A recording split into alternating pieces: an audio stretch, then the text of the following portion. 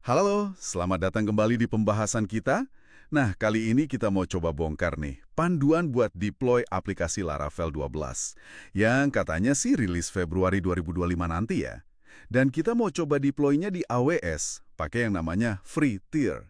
Jadi ini cocok banget buat Anda yang mungkin baru kenalan sama AWS tapi pengen coba bikin aplikasi kecil-kecilan. Kayak blog atau portofolio gitu, tanpa keluar biaya di awal. Sumber kita kali ini, panduan online yang lumayan oke lah penjelasannya. Nah, tugas kita di sini, seperti biasa, menyaring poin-poin pentingnya, biar Anda lebih pede buat nyoba sendiri. Siap? Mari kita mulai telusuri bareng-bareng. Oke, sip. Mungkin kita mulai dari konsep AWS Free Tier itu sendiri ya, soalnya ini penting banget dipahami di awal. Gini, Free Tier itu ternyata nggak cuma satu jenis penawaran loh, ada 3 malah. Oh ya, 3. Apa aja tuh? Terus buat pengguna baru AWS. Nah, ini yang biasanya jadi incaran utama kita lah. Kedua, ada kategori selalu gratis. Ini untuk layanan-layanan tertentu, tapi batas penggunaannya biasanya lebih kecil dan berlaku terus selama akun Anda aktif. Ketiga, ada uji coba singkat. Ini buat layanan-layanan spesifik yang mungkin baru atau lebih canggih, dikasih coba gratis sebentar. Nah, untuk deploy Laravel sederhana ini, kita bakal fokus ke yang 12 bulan gratis itu. Yang krusial diingat, kuota gratis bulanan ini, misalnya 750 jam server, itu berlaku kumulatif di semua region AWS. Dan kuotanya hangus setiap akhir bulan, jadi nggak bisa ditabung buat bulan depan gitu. Oke. Jadi bukan cuma satu paket gratis selamanya ya. Lebih spesifik Laravel nih. Layanan inti di free tier 12 bulan itu yang paling relevan apa aja? Pertama itu EC2 atau Elastic Compute Cloud. Ini server virtualnya. Servernya ya. Betul, Anda dapat jatah 750 jam per bulan.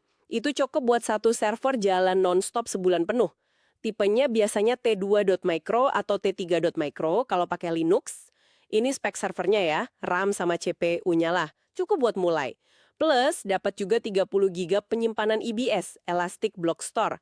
Anggap aja ini kayak hard disk SSD buat si server EC2 tadi. Oke, EC2 itu server, EBS harddisknya. Terus, kalau buat database gimana? Kan Laravel butuh database. Itu yang kedua. RDS atau Relational Database Service. Ini layanan database terkelola dari AWS.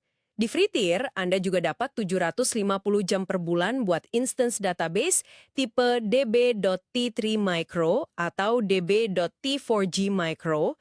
Bisa pilih engine-nya mau MySQL, PostgreSQL, atau MariaDB. Penyimpanannya dapat 20 GB SSD plus 20 GB lagi buat backup otomatis. Lumayan kan? Lumayan banget. Udah server, database, ada lagi. Ada satu lagi yang sering berguna.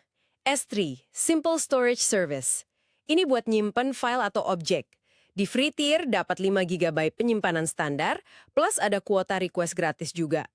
Ini bagus banget buat nyimpen aset statis aplikasi Anda. Aset statis itu kayak gambar, CSS, JavaScript gitu ya? Iya, betul. Jadi nggak membebani server aplikasi utama Anda. Bikin web lebih responsif, dan biasanya lebih hemat biaya juga kalau nanti udah nggak di free tier. Kedengarannya sih udah cukup lengkap ya buat mulai proyek kecil. Tapi nih, sering dengar cerita orang kaget lihat tagihan AWS, padahal niatnya pakai free tier. Ada jebakan Batman-nya nggak sih? Nah, ini dia poin pentingnya. Walaupun banyak yang gratis, potensi muncul biaya itu selalu ada. Dan ada satu perubahan penting nih yang perlu dicatat. Mulai 1 Februari 2024 kemarin, AWS itu mulai mengenakan biaya untuk semua alamat IPv4 publik yang aktif. Serius? Semua? Termasuk yang nempel ke instansi situ di free tier? Iya betul, termasuk itu. Jadi kalau aplikasi Anda butuh IP publik, biar bisa diakses dari internet, dan ya hampir semua aplikasi web butuh ini, pasti ada biaya tambahan kecil buat IP publiknya. Nggak besar sih, tapi yang nggak nol lagi. Wah, ini info krusial banget. Harus dicatat.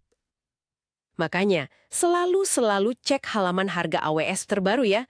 Selain IP publik, yang sering jadi sumber biaya tak terduga itu batas transfer data keluar. Maksudnya, data dari server kita ke user gitu.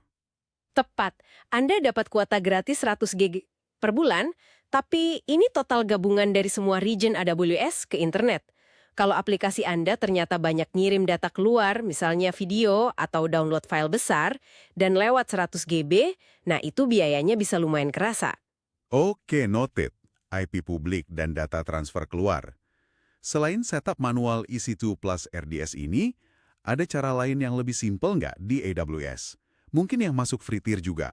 Ada beberapa alternatif populer. Pertama itu Lightsail. Lightsail? Sering dengar juga itu? Ya, Lightsail itu kayak VPS yang dibikin lebih simple. Jadi server, database, DNS, firewall, itu udah dibundel jadi satu paket yang gampang dikelola. Kedengaran yang menarik. Terus free tier-nya gimana? Nah, ini bedanya. Lightsail memang ada uji coba gratis, tapi cuma 3 bulan pertama untuk beberapa paket instance dan database-nya. Bukan 12 bulan kayak EC2 RDS biasa. Setelah 3 bulan, harganya jadi flat bulanan. Oh, cuma 3 bulan ya. Oke. Alternatif lain? Ada lagi Elastic Beanstalk, atau biasa disingkat EB. Ini masuk kategori Platform as a Service, PaaS.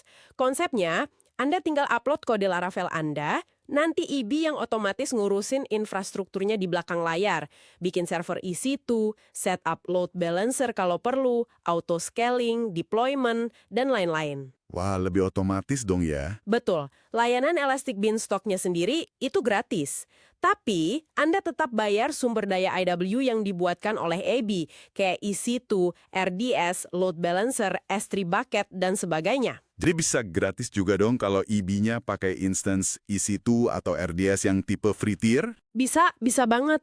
Tapi perlu hati-hati. Kadang EB itu otomatis membuat komponen tambahan kayak misalnya load balancer untuk membagi traffic. Nah, load balancer ini biasanya nggak masuk free tier dan ada biayanya sendiri meskipun mungkin kecil di awal. Jadi harus tetap dipantau. Jadi pilihannya agak dilematis ya. Mau kontrol penuh tapi ribet dikit diisi itu manual, dapat 12 bulan gratis, atau mau gampang di Lightsail tapi cuma 3 bulan gratis, habis itu bayar fix, atau mau otomatis di Elastic Beanstalk, tapi potensi ada biaya tambahan dari komponen otomatisnya? Ya, persis seperti itu rangkumannya. Pilihannya sangat tergantung pada tingkat kenyamanan teknis Anda dan berapa lama Anda ingin memaksimalkan periode gratisnya. Kalau Anda nggak masalah setup sendiri, ya isi itu manual oke banget. Kalau mau paling simple, Lightsail juaranya. Kalau nggak mau pusing mikirin server sama sekali, eBay bisa jadi pilihan. Tapi, ya itu tadi, awasi sumber dayanya.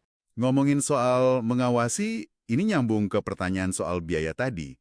Gimana sih cara paling efektif biar kita nggak kebobolan biaya di AWS? Biar tetap sesuai ekspektasi free tier gitu. Kuncinya cuma satu sebetulnya, pemantauan aktif.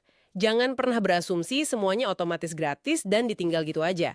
Biasakan cek dashboard AWS Billing and Cost Management secara rutin. Minimal seminggu sekali lah kalau lagi aktif pakai. Terus, yang ini wajib banget. Aktifkan fitur free tier usage alerts. Ada di pengaturan billing. Itu buat apa? Notifikasi gitu? Betul.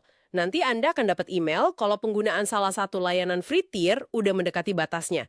Biasanya di 85%. Jadi bisa antisipasi sebelum benar-benar lewat kuota. Wah, itu berguna banget. Sangat berguna. Dan sebagai jaring pengaman tambahan, saya sarankan settle juga AWS budgets. Anda bisa bikin budget misalnya zero spend budget atau budget $0,01. Maksudnya gimana tuh? $0,01. Jadi Anda set budget bulanan cuma $0,01. Kalau sampai ada tagihan sekecil apapun muncul, sistem budget ini akan langsung kirim notifikasi ke email Anda. Jadi ketahuan cepat kalau ada biaya tak terduga sekecil apapun. Wah, pinter juga ya caranya. Oke, jadi pantau dashboard, aktifkan alert, setel budget. Sip? Nah, selain itu, perlu tahu juga kesalahan-kesalahan umum yang sering bikin tagihan bengkak meskipun niatnya pakai free tier. Apa aja tuh biasanya? Yang paling sering yaitu tadi, transfer data keluar melebihi 100 giga global. Kedua, punya Elastic IP public status, tapi nggak di-attach atau nggak terhubung ke instant EC2 yang sedang berjalan. IP nganggur itu bayar soalnya. Oh, IP nganggur malah bayar ya? Iya. Terus, nggak sengaja menjalankan lebih dari satu instance EC2 atau RDS yang tipenya sama dalam free tier. Jatahnya kan biasanya cuma satu yang jalan terus. Penyimpanan EBS melebihi kuota 30 giga. Termasuk juga ukuran snapshot EBS. Snapshot itu kan backup disk server. Nah, itu juga dihitung dalam kuota penyimpanan Anda meski sering dilupakan. Lalu, salah pilih tipe instance EC2 atau RDS pas bikin, ternyata milih yang nggak termasuk free tier. Dan yang paling klasik, Lupa matiin atau hapus resource setelah selesai coba-coba. iya betul, itu juara umumnya. Selesai eksperimen, servernya, database-nya, IP-nya, dibiarin nyala terus. Ya jelas tagihan jalan terus. Ah, iya, iya. Itu emang penyakit umum kayaknya ya. Oke, katakanlah nih aplikasi kita udah berhasil online pakai salah satu cara tadi. Ada tips dasar soal keamanan nggak yang wajib banget diterapin? Oh tentu, keamanan itu fundamental. Jangan dianggap remeh meskipun aplikasinya masih kecil atau di free tier. Pertama, yang paling dasar, selalu update. Update sistem operasinya, kalau pakai EC2 manual, update versi PHP-nya, dan tentu saja update framework Laravel-nya secara berkala kalau ada patch keamanan. Kedua, konfigurasi security group. Ini firewall bawaan AWS buat EC2 dan RDS. Bikin serestriktif mungkin. Hanya buka port yang benar-benar perlu diakses dari luar. Biasanya port 80 HTTP, 443 HTTPS, dan mungkin SSH port 22 tapi dibatasi hanya dari IP Anda sendiri kalau bisa. Oke, firewall penting. Terus? Wajib pakai HTTPS. Ini untuk enkripsi komunikasi antara browser pengguna dan server Anda. Zaman sekarang udah nggak ada alasan nggak pakai HTTPS. Anda bisa dapat sertifikat SSL LTLS gratis dari Let's Encrypt dan banyak tutorial cara setup-nya. Sip, HTTPS wajib. Aplikasi Anda jadi sasaran empuk serangan, meskipun kelihatannya sepele. Terakhir, mungkin lebih ke sisi profesionalisme, pertimbangkan pakai domain custom. Jadi aksesnya nggak pakai alamat IP atau domain bawaan AWS yang panjang itu. Bisa pakai layanan DNS dari AWS juga kan? Root 52 itu ya? Bisa banget, pakai Root 53 atau pakai registrator domain lain tempat Anda beli domain juga nggak masalah. Oke, sip. Keamanan dasar dan domain udah kebayang. Iya, jadi kalau dirangkum nih, Anda sekarang udah punya gambaran lah ya soal inti dari AWS Free Tier buat Laravel, opsi-opsi deployment-nya, EC2, Lightsail, EB, dan yang paling penting, gimana cara memonitor biaya biar nggak kaget. Ini udah bekal awal yang bagus banget menurut saya. Nah, ini pertanyaan terakhir mungkin ya, tapi cukup penting. Setelah masa gratisnya habis nih, entah itu yang 12 bulan atau yang 3 bulan kalau pakai light sale, terus gimana? Apa langkah selanjutnya yang perlu dipikirin?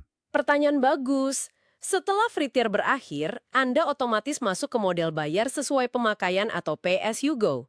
Apa yang Anda pakai, itu yang Anda bayar. Makanya, penting banget untuk merencanakan ini dari jauh-jauh hari. Jangan nunggu sampai bulan ke-13 baru panik.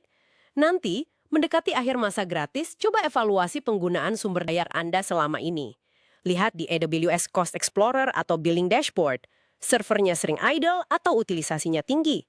Penyimpanan kepake berapa banyak? Data transfernya gimana? Tujuannya buat apa evaluasi itu? Buat optimasi. Mungkin instance EC2 atau RDS yang Anda pakai kegedean. Bisa coba di right sizing, ganti ke tipe instance yang lebih kecil tapi masih cukup. Atau sebaliknya, kalau ternyata kurang performa, ya perlu di-upgrade.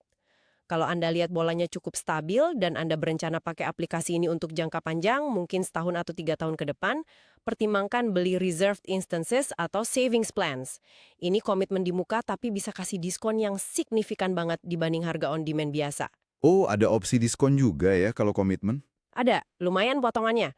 Tapi ya kalau proyeknya memang cuma buat coba-coba dan setelah free tier selesai udah nggak dipakai lagi, ya langkah paling bijak adalah segera hapus semua sumber daya AWS yang terkait. EC2, RDS, EBS Volume, Snapshot, S3 Bucket, Elastic IP, semuanya. Biar tagihannya benar-benar berhenti. Oke, jadi ada perencanaan pasca free tier juga ya? Harus. Nah, sebagai pemikiran penutup nih buat Anda yang menyimak, berhasil mendeploy aplikasi pertama Anda di AWS ini, itu baru langkah awal sebetulnya. Perjalanan di cloud itu panjang. Mengingat siklus update Laravel yang terus berjalan, versi PHP baru, dan layanan AWS sendiri yang terus berevolusi, pertanyaannya mungkin bukan cuma gimana deploy sekarang, tapi lebih ke bagaimana Anda akan mengadaptasi arsitektur aplikasi sederhana yang Anda bangun di free tier ini ketika nanti proyek Anda mulai tumbuh. Mungkin butuh skala yang lebih besar, mungkin butuh database yang lebih canggih, atau mungkin perlu memanfaatkan fitur-fitur AWS lain yang lebih advance di luar free tier. Gimana Anda siap untuk itu? Kuncinya sih satu. Jangan pernah berhenti belajar dan bereksplorasi di dunia cloud ini. Wah, pemikiran yang menarik sekali untuk direnungkan. Semoga penelusuran kita soal deploy Laravel 12 di AWS Free Tier kali ini benar-benar bermanfaat ya, dan bisa memberi Anda kepercayaan diri untuk mulai mencoba proyek Anda sendiri. Terima kasih sudah menyimak, sampai jumpa di pembahasan kita berikutnya.